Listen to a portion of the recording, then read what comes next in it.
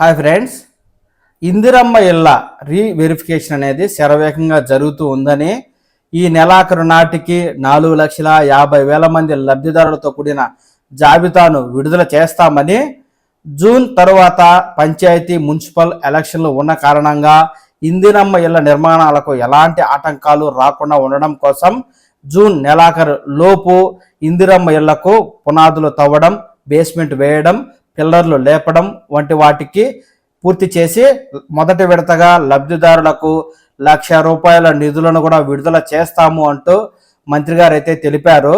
మనకు ఇందిరమ్మ ఇళ్ల పథకం ఎప్పుడో మొదలైనప్పటికీ ప్రభుత్వం ఈ పథకాన్ని చాలా ఆలస్యంగా నడుపుతూ ఉంది.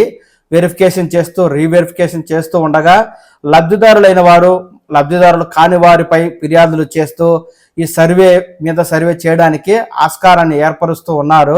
జనవరి 26వ తేదీన ఈ పథకాన్ని ప్రభుత్వం లాంఛనంగా ప్రారంభించి మండలానికి ఒక గ్రామాన్ని సెలెక్ట్ చేసి సుమారు 72,000 మంది లబ్ధిదారులను జాబితా విడుదల చేయగా ఇందులో కేవలం 40,000 మందికి మాత్రమే మంజూరు పత్రాలను అయితే ప్రభుత్వం ఇచ్చింది. మిగిలిన 30,000 మంది అనర్హులని, వీరికి ఎలా ఇందిరమ్మ ఇళ్ళు ఇచ్చారు అంటూ విమర్శలు రావడంతో ఆ 30,000 మందిని రీవెరిఫికేషన్ అయితే ప్రభుత్వం చేపట్టింది. దానితో పాటుగా రాష్ట్ర వ్యాప్తంగా ఉన్న లబ్ధిదారులందరినీ మరోసారి రీవెరిఫికేషన్ చేసి అర్హులను తేల్చాలని ప్రభుత్వం నిర్ణయించింది. అనర్హులైన వారు పథకాన్ని పొందితే మధ్యలో అయినా సరే రద్దు చేస్తాము అంటూ ఈ మేరకు గృహ నిర్మాణ శాఖ మంత్రి తెలపగా, ఈ ఇందిరమ్మ ఇళ్ల పథకంలో పెద్ద ఎత్తున అనర్హులకు మంజూరు పత్రాలు ఇచ్చారనే ఆరోపణల నేపథ్యంలో ప్రభుత్వం వెరిఫికేషన్ల మీద వెరిఫికేషన్లు చేస్తూ కాలయాపన అయితే చేస్తూ ఉంది. ఎట్టకేలకు ఇందిరమ్మ ఇళ్లకు ఈ నెలాఖరు నాటికి మోక్షం కల్పించి రాష్ట్ర వ్యాప్తంగా ఉన్న సుమారు 4,50,000 మంది లబ్ధిదారులందరికీ మంజూరు పత్రాలు ఇవ్వడంతో పాటు ఇంటి పనులను వేగం పెంచి ఎన్నికలకు ముందే ₹1,00,000 వారి ఖాతాలో వేయడం ద్వారా ఎన్నికలు వచ్చినప్పటికీ ఇంటి నిర్మాణ పనులు అనేవి ఆగకుండా ఉంటాయి అంటూ ప్రభుత్వం అయితే చెప్తూ ఉంది. ఈ నేపథ్యంలో మొదటి విడతలో జరిగిన తప్పులు రెండో విడతలో సర్వేలో జరగకుండా ఉండేందుకు కఠిన చర్యలు తీసుకోవాలి అంటూ ఈ మేరకు సంబంధిత శాఖ అధికారులతో మంత్రి అంతర్గత సమావేశం అయితే నిర్వహించి వారికి సర్వేపై లబ్ధిదారుల ఎంపికపై దిశానిర్దేశం అయితే చేయగా మనకు మార్గదర్శకాలను కూడా అధికారులకు మంత్రి గారు వివరిస్తూ కేవలం పేదలు, బహుపేదలు మాత్రమే మొదటి విడతలో అర్హులుగా గుర్తించాలంటూ తేల్చి చెప్పారు. ఈ క్రమంలో వెరిఫికేషన్ పూర్తయి వారికి లబ్ధిదారులకు మంజూరు పత్రాలు వచ్చిన వెంటనే లబ్ధిదారుని సంబంధిత స్థలంలో నిలబెట్టి ఫోటో తీసి యాప్లో అప్లోడ్ చేస్తారు. ఆ తర్వాత లబ్ధిదారుడు ముగ్గు పోసుకొని ఆ ఫోటో కూడా తీసి యాప్లో అప్లోడ్ చేస్తారు. పునాదులు తవ్వడం, బేస్మెంట్ వేయడం ఇవన్నీ కూడా ఎప్పటికప్పుడు యాప్లో ఎంటర్ చేస్తూ అప్లోడ్ చేస్తూ ఉంటారు. యాప్లో అప్లోడ్ చేసిన తర్వాతే లబ్ధిదారుడి బ్యాంకు ఖాతాలో ఈ డబ్బు అనేది క్రెడిట్ అవుతుంది. దీనికి సంబంధించి పూర్తి సమాచారం అయితే ఈ విధంగా ఉంది. ఇందిరమ్మ ఇళ్ల నిర్మాణాలు, బిల్లుల చెల్లింపులో ఎలాంటి అక్రమాలు జరగకుండా ఉండేందుకు ప్రభుత్వం ఒక పకడ్బందీ చర్యలను అయితే చేపడుతోంది. ఇల్లు మంజూరైన లబ్ధిదారులు తప్పనిసరిగా 400 చదరపు అడుగుల విస్తీర్ణంలో, అంతకన్నా ఎక్కువ విస్తీర్ణంలో నిర్మించాల్సిందే. ఇల్లు నిర్మించాలనుకుంటే బిల్లులు చెల్లిస్తారు. గతంలో ఇందిరమ్మ ఇళ్ల నిర్మాణంలో అవకతవకలు జరిగాయనే ఆరోపణలు ఉన్న విషయం తెలిసిందే. ఈ నేపథ్యంలో రాష్ట్ర ప్రభుత్వం ఈసారి అలాంటి వాటికి తావు లేకుండా చేస్తూ ఉంది. ఇందుకోసం ప్రత్యేకించి ఒక మొబైల్ యాప్ను సైతం అందుబాటులోకి తెచ్చింది. దశల వారీగా ఫోటోలు అప్లోడు, క్షేత్రస్థాయిలో అధికారులు యాప్ ద్వారా ఫోటోలు తీసి అప్లోడ్ చేస్తారు. ముగ్గు పోసినప్పుడు తీసిన లొకేషన్కు, తర్వాత వివిధ దశల్లో తీసిన లొకేషన్కు సరిపోలితేనే బిల్లులు చెల్లించే అవకాశం ఉంటుందని అధికారులు చెప్తున్నారు. ఇప్పటికే గ్రామ పంచాయతీ కార్యదర్శులకు ఒక యాప్ ఇవ్వగా వారు ముగ్గు పోసిన ఇళ్లను ఫోటోలు తీసి పంపిస్తూ ఉన్నారు.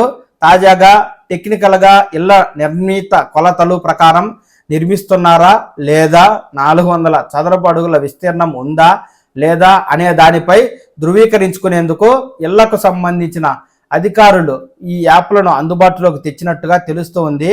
అధికారులు పునాది వరకు పూర్తయిన ఇళ్లను పరిశీలించి వాటి కొలతలు తీసుకొని సరిగ్గా ఉంటే ఫోటో అప్లోడ్ చేస్తారు. ఇక 4 దశల్లో 5 లక్షలు జమ ఈ విధంగా ఉంటుంది. పునాదులు పూర్తయితే 1,00,000, పిల్లర్లు వేసిన తర్వాత 1,25,000, స్లాబ్ పూర్తయితే 1,75,000, ఇంటి నిర్మాణం పూర్తయితే 1,00,000, నిర్ణీత కొలతలు లేకుంటే ఈ మేరకు తిరస్కరించడం కూడా జరుగుతుంది. గృహ నిర్మాణ శాఖ డిఈలు సూపర్ చెక్ చేసి సరిగా ఉంటే బిల్లుల చెల్లింపుకు పంపిస్తారు. నిర్ణీత కొలతల ప్రకారం లేని వాటిని తిరస్కరిస్తారు. లబ్ధిదారులు సరిచేసుకుంటే మళ్ళీ పరిశీలించే అవకాశం ఉంటుంది. అయితే యాప్లో నమోదు తర్వాత లబ్ధిదారులకు మొదటి విడత చెల్లింపులు చేయనున్నారు. దీనికి సంబంధించి గృహ నిర్మాణ శాఖ పీడీ గారు జిల్లాలోని ఎంపిక చేసిన గ్రామాల్లో ప్రారంభించిన ఇళ్లను క్షేత్రస్థాయిలో పరిశీలించి యాప్లో అప్లోడ్ అనంతరం అంగీకారం తర్వాతనే బిల్లుల చెల్లింపు ఉంటాయని, ఇప్పటి వరకు వివిధ ప్రాంతాల్లో 22 ఇళ్ల నిర్మాణాలను పునాది దశలో అప్లోడ్ చేసి పూర్తి చేయడం జరిగిందని, ఇందుకు సంబంధించిన లబ్ధిదారులకు నేరుగా మొదటి విడత చెల్లింపులు త్వరలో చేపట్టే అవకాశాలు ఉన్నట్లుగా మనకు యాదాద్రి భువనగిరి జిల్లాకు సంబంధించిన గృహ నిర్మాణ శాఖ పీడీ అధికారి అయితే తెలుపుతుండగా, జనవరి 26వ తేదీ మంజూరు పత్రాలు ఇచ్చి లబ్ధిదారులు ముగ్గు పోసి ఇప్పటికే బేస్మెంట్లు పూర్తి చేసుకుంటున్న తొలి విడత నిధులు ఇంకా విడుదల చేయకపోవడం అనేది జాప్యం అనే చెప్పాలి. ఏది ఏమైనా పంచాయతీ ఎన్నికల లోపే ప్రభుత్వం ఈ ఇందిరమ్మ ఇళ్ల వెరిఫికేషన్ పూర్తి చేసి లబ్ధిదారులను గుర్తించి వారికి మంజూరు పత్రాలు ఇవ్వడమే కాకుండా జూన్ నెలాఖరు లోపు పునాదులు తవ్వడం, బేస్మెంట్ పూర్తి చేయడం, అలాగే పిల్లర్లు వేయడం, తర్వాత ఈ ఫోటోలన్నీ అప్లోడ్ చేసి లబ్ధిదారులకు మొదటి విడతలో ₹1,00,000 నిధులను విడుదల చేయడం లక్ష్యంగా పెట్టుకున్నామంటూ మనకు పొంగులేటి శ్రీనివాస్ గారు అయితే తెలుపుతుండగా, ఈ ఇందిరమ్మ ఇళ్ల పథకం మొదలు పెట్టినప్పటి నుంచి కొనసాగుతూనే ఉంది.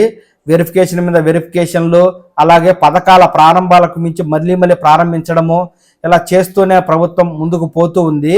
ఈ పంచాయతీ ఎన్నికల పుణ్యమా అని లబ్ధిదారులందరికీ మంజూరు పత్రాలు ఇచ్చి 2 నెలల్లోనే వారికి మొదటి విడతగా ₹1,00,000 బ్యాంకు ఖాతాలో వేసినట్లయితే లబ్ధిదారులు ఇంటిని నిర్మించుకొని వారు ఇళ్ల నిర్మాణాలను అయితే మొదలు పెట్టేందుకు పని చేస్తారు. ఇకనైనా ప్రభుత్వం ఇందిరమ్మ ఇళ్ల నిర్మాణాల పూర్తి కోసం వేగం పెంచాలని ఆశిద్దాం.